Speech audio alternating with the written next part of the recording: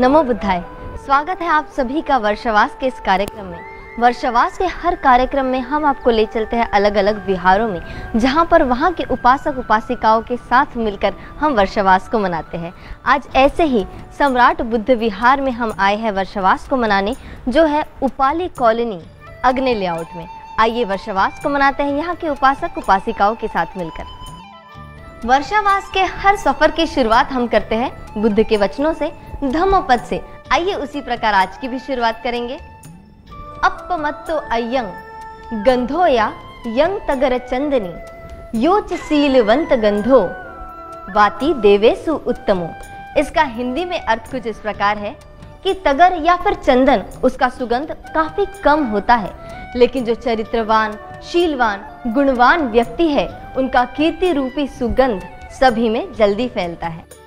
आज हम वर्षावास का पूरा एक दिन बिताने आए हैं सम्राट बुद्ध विहार में। सभी उपासक उपासिकाएं बड़े ही उत्साह से शुभ्र वस्त्रों में यहाँ वर्षावास मनाने उपस्थित है।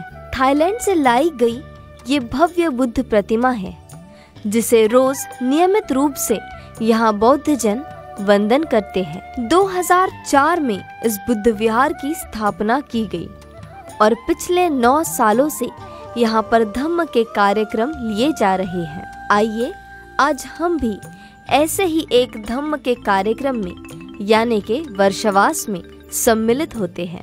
आइए सभी मिलकर ग्रहण करते हैं त्रिशरण पंचशील।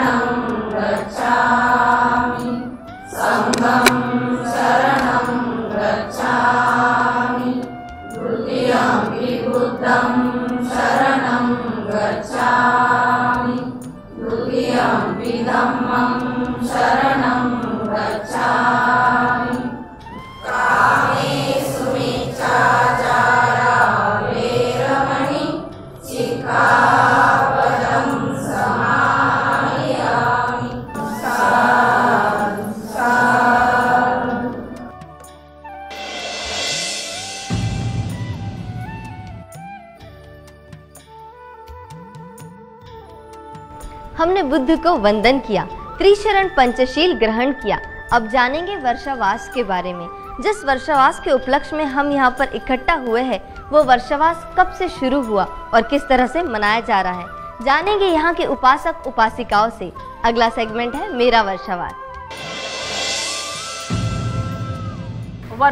वर्षावास ये आषाढ़ पूर्णिमा को चालू होके अश्विन पूर्णिमा को समाप्त होता है।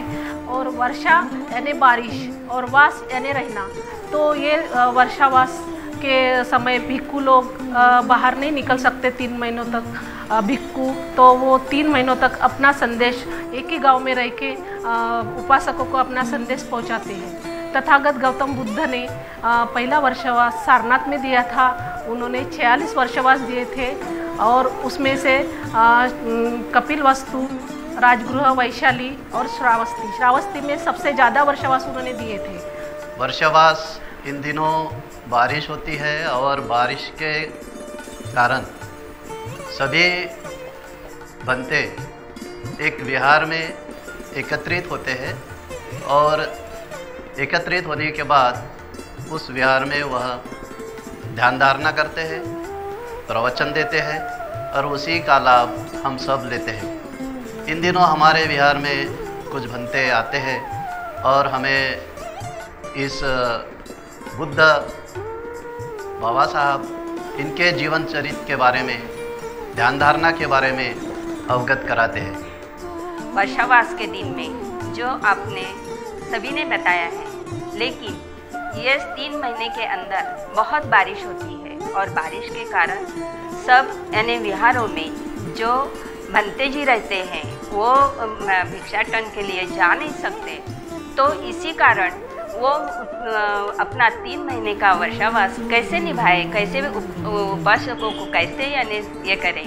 इसीलिए उसके बाद में उसका पहला ये है कि हम जब विहार में रहते हैं, घर में रहते हैं, बारिश के कारण जा नहीं सकते, और विहार में जब हम धम्म उपदेश करते हैं तो धम्म उपदेश करने के लिए हमको ऐसा संकल्प करना चाहिए कि मैं अपना यानी दोष जो है, हमारे विकार जो चलते हैं, मन में जो विकार रहते हैं, वो सब यानी निकालने के लिए, उसको यानी समृद्धि करने के लिए, ये बात सबको यानी बताने के लिए धम्म देशना देते हैं। और धम्म देशना इसीलिए देते हैं, खुद भी यानी आचरण में लाते हैं और दूसरों को भी आचरण में लाने के लिए कहते हैं।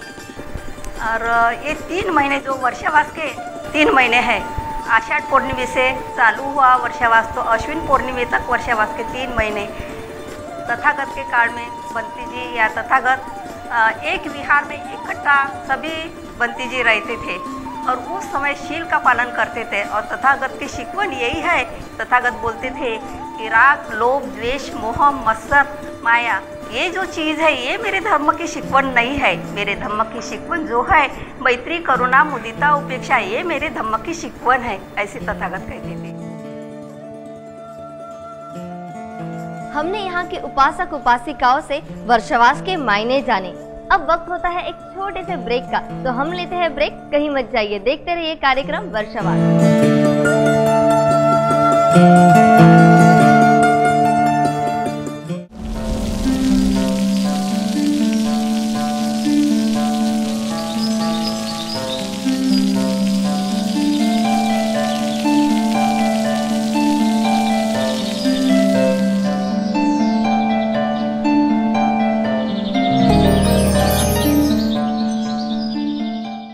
ब्रेक के बाद फिर एक बार आप सभी का स्वागत है। आप देख रहे कार्यक्रम वर्षावास। वर्षावास के इस कार्यक्रम में अब बारी है कथा सुनने की। जी हाँ, बोध कथा, जातक कथा, बुद्ध के काल पर जो आधारित थी वो कथाएं बहुत कुछ सिखा के जाती है। ऐसी ही एक कथा हम सुनेंगे भंते ज्ञान ज्योति जी से। 550 कथा ऐकतो सिद्धार्थ गौतमाच्या पूर्वज पुब्बं गमा धम्मा मनोपुब्बं मन हे पूर्वजीवनामध्ये गमन करत आले। हे चित्त जन्म घेणारी वस्तू आहे। आम्ही तुम्ही जन्मलो आपल्या मायाच्या, आपल्या आईच्या कुशीत गर्भामध्ये ज्या क्षणाला प्रवेश केला तो आपल्या या आयुष्याचा, या जीवनातला पहिला क्षण आहे। सिद्धार्थ गौतमांनी आपल्या मातेच्या कुशीत जो आषाढी पौर्णिमेच्या दिवशी हा प्रवेश केला होता। याचा अर्थ असा समजू नका की सिद्धार्थ गौतमाची आई महामाया आणि शुद्धोदन यांचा समागम आषाढी पौर्णिमेला झाला होता, असा तर्क करणारे आहेत, काही कमी नाही। उपोषण होतं महामायेचे, मात्र प्रतिसंधी ज्या वेळेला प्राण्यांचा सहयोग होतो त्याच क्षणाला ते चित्त प्रवेश करतं असं नाही।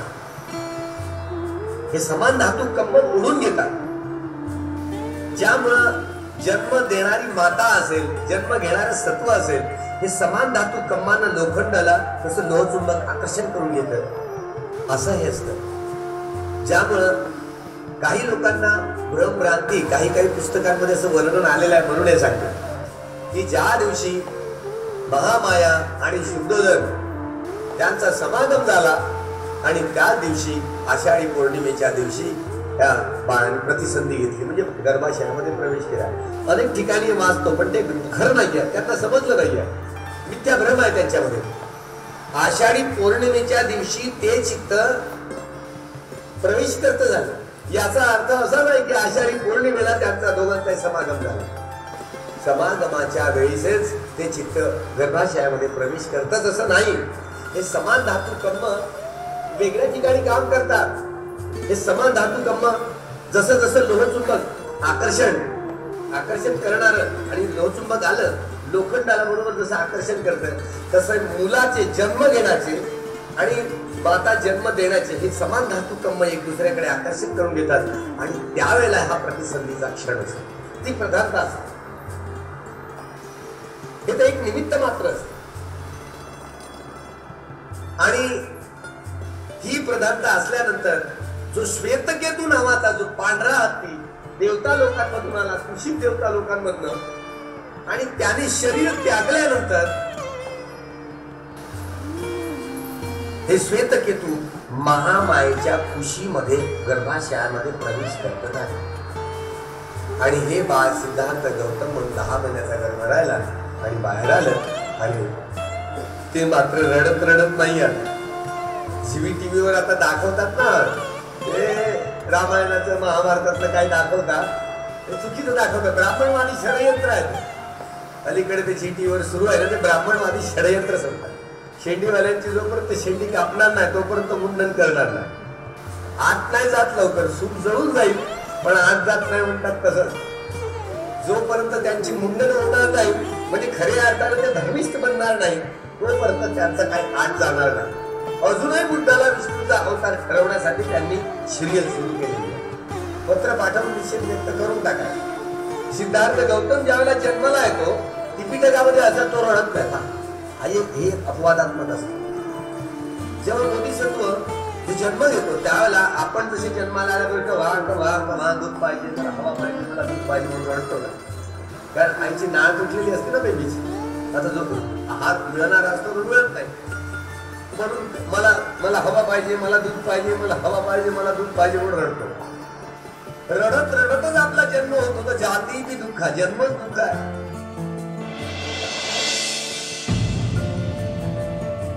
भंते जी से हमने कथा सुनी, भंते जी से हमने 10 पारविताओं को भी जाना.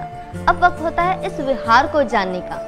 इस विहार के बारे में हम जानेंगे यहाँ के उपासक और उपासिकाओं से कि किस तरह से निर्माण किया गया है इस विहार का, क्या क्या कार्यक्रम यहाँ पर होते हैं. आइए जानते हैं यहाँ के उपासक और उपासिकाओं से. अगला सेगमेंट है हमारा विहार. ये विहार 2004 से शुरू होकर अभी तक पूरा करने में जिन जिन लोगों ने सहयोग दिया है मैं उनका सबसे पहले धन्यवाद देना चाहूँगा. सबसे पहले ये उपाली कॉलोनी के मिलिंद गुरु मैदान सोसाइटी का सेक्रेटरी है जो है वो शालिकाराम जी ढोरे, उन्होंने ये प्लाट हमारे विहार के लिए उपलब्ध किया है. मैं उनको सबसे पहले धन्यवाद देता हूँ. और विहार को बनाने में जिन लोगों ने मेरा सहयोग किया है, मेरे सब साथी लोग जो है, उसमें हमारे विहार के सेक्रेटरी BS रंगारी, उपाध्यक्ष जो है केसी कांबड़े, गोपीचंद जी रामटेके, ताराचंद जी चौहान और सोंडवले जी है, प्रेमदास सोंडवले, इन सब लोगों ने मेरे को जितना भी सहयोग दिया, उनकी जितनी भी प्रशंसा की जाए वो कम भी हो सकती है. ये बस्ती में जब मैं 85 में आया उस वक्त में यहाँ पर कुछ नहीं था. जिस वक्त में इसके पहले हमारे साथी थे, 2-4 लोग बैठे हुए थे यहाँ पर अपने मकान बना के. जब मैं 85 में आया उस वक्त में हमें ऐसी धीरे धीरे उसका बढ़ोतरी होते गई, ऐसे लोग आते गए और हमारे इस परिसर में कुछ नहीं था. उस वक्त में हमें ऐसा मालूम ये हुआ, भास हुआ कि हम इस बाबा साहब ने हमको दीक्षा दी, हमको बड़ा बनाया, एजुकेटेड हो गए हम लोग, तो हमारे पास में कम से कम भगवान बुद्ध का एक विहार होना चाहिए, बाबा साहब के कुछ प्रेरणा स्थल होना चाहिए. ये उद्देश्य हम लोगों ने ये बहुत दिनों से कोशिश की. उसके बाद में हम लोग धीरे धीरे जमते गए, एक जगह पर आते गए, क्योंकि यहाँ पे सबसे ज़्यादा नौकरी करने वाले पेशे के लोग थे और हमने ऐसे एक मिशन बनाया. यहाँ पर कुछ नहीं था, यहाँ पे हमने मिशन बना के धीरे धीरे ये जो जगह है जो हमें मिली है, ये जगह में हमने पहले दीवार बनाई, यहाँ पे थोड़ा झंडा बनाया यहाँ पर, और उसका धीरे धीरे हमने प्रोग्रेस किया. और ये प्रोग्रेस करते करते आज कम से कम 20-30 साल हो गए. यहाँ पे इतनी बड़ी दीवार जो बन गई है, यहाँ पे जो विहार बना है, ये लोगों के कोऑपरेशन ने बना है, क्योंकि हमने उस वक्त में जैसे 50 रुपये 100 रुपये जो मांगते थे उसको बहुत वैल्यू था। आज 1000 रुपये की वैल्यू नहीं है, उस वक्त में 100 रुपये की वैल्यू थी। ये विहार जब हुआ तो उस समय यहाँ के लोगों ने जितना भी परिश्रम किया है वो बहुत काबिलियत है। और मैं ये चाहता हूँ कि यहाँ हर पूर्णिमा के दिन वर्षवास में, आज 5 साल हो गए हमारे वर्षवास, ये विहार में वर्षवास चलता है। और अगर ये वर्षवास के लिए विहार नहीं होता हम कहाँ बैठते। विहार ये बहुत ज़रूरी है। विहार इसलिए ज़रूरी है कि धम्म, इसका प्रचार और प्रसार के लिए, आदमी के जीवन के लिए बहुत ज़रूरी है। ऐसा बुद्ध के विचारों से विहार ज़रूरी है। हमने यहाँ के उपासक उपासिकाओं से जाना इस विहार के बारे में, क्या क्या कार्यक्रम यहाँ पर लिए जाते हैं और आगे भी अच्छे अच्छे कार्यक्रम यहाँ पर होने वाले हैं। उसके लिए ढेर सारी शुभकामनाएं देना चाहेंगे इस सम्राट बुद्ध विहार को। और अब लेते हैं एक छोटा सा ब्रेक, तो कहीं मत जाइए, कार्यक्रम आगे भी है वर्षावास।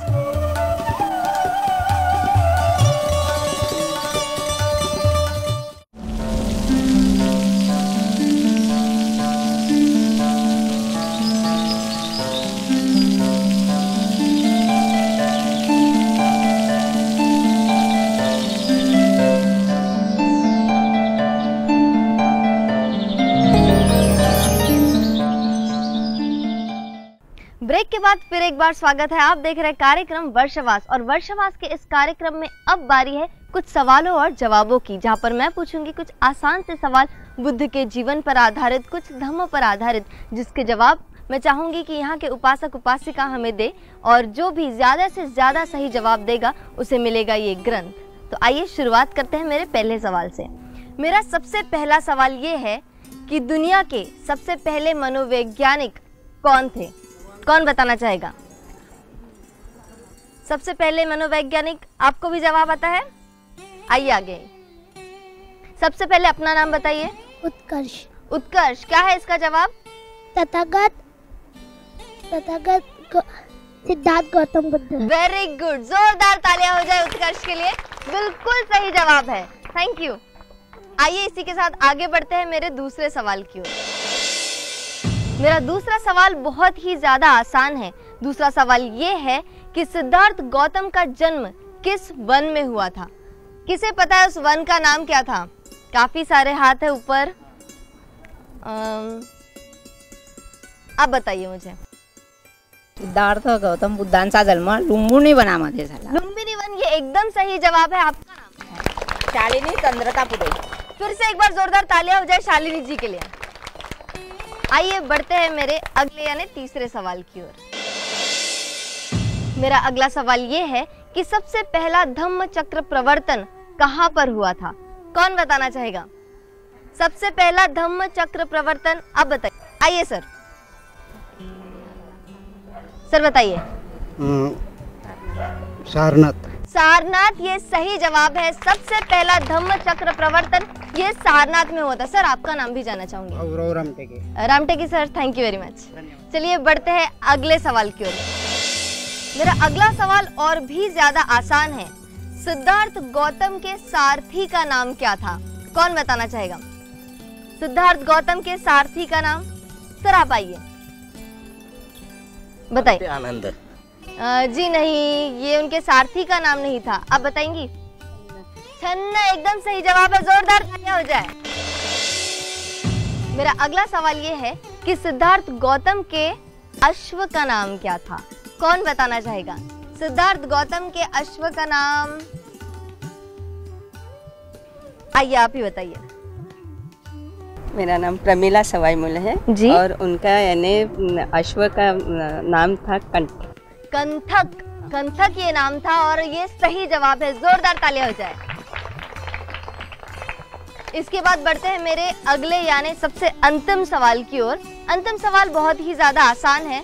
सवाल ये है कि सम्राट अशोक ने कितने स्तूप, कितने विहार बनवाए थे? बहुत ही ज्यादा आसान है, कौन देना चाहेगा इसका जवाब? सर बताइए।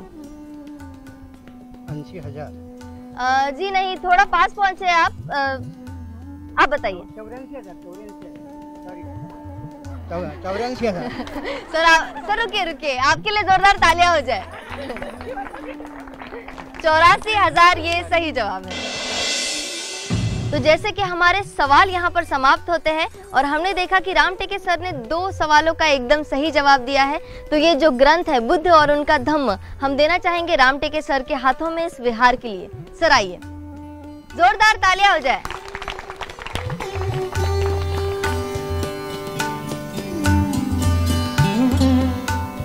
हमारे सवाल और जवाब तो यहाँ पर समाप्त होते हैं। अब बारी है हमारे एकता के प्रदर्शन की, एक आवाज बन जाने की, एक सुर बन जाने की। तो आइए सुरों में सुर मिलाते हैं और एक भीम गीत गाते हैं।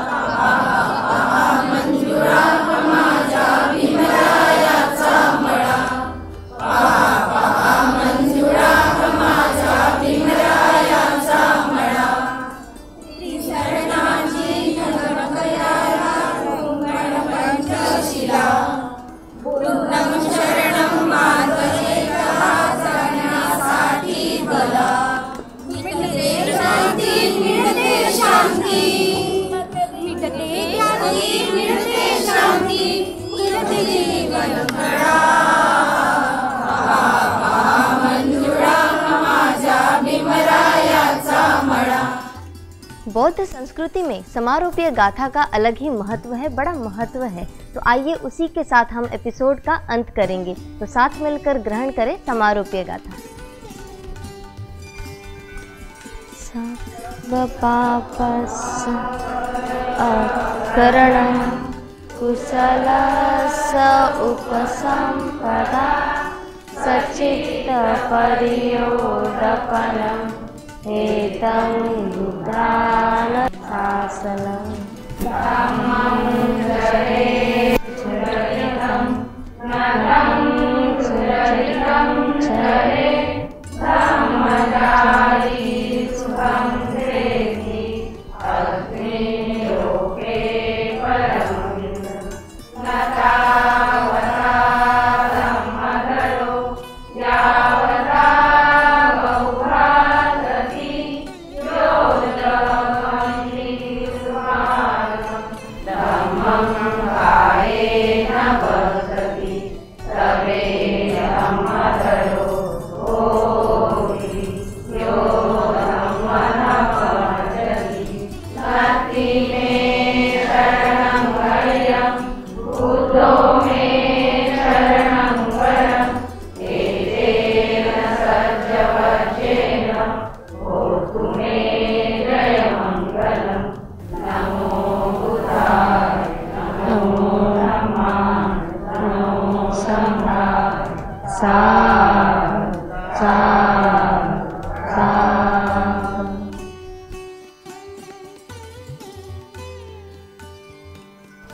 यहाँ पर समाप्त होती है हमारी समारोपीय गाथा।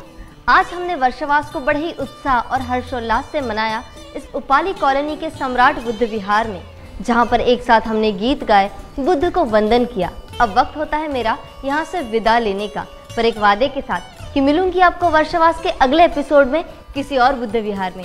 तब तक के लिए दीजिए मुझे इजाजत। धन्यवाद। तो इस तरह से हमने बड़े ही हर्षोल्लास के साथ वर्षावास का पूरा एक दिन बिताया सम्राट बुद्ध विहार में, जहाँ पर हमने मिलकर महाकारुणिक तथागत गौतम बुद्ध की प्रतिमा के आगे अपने शीश झुकाए और वंदन किया।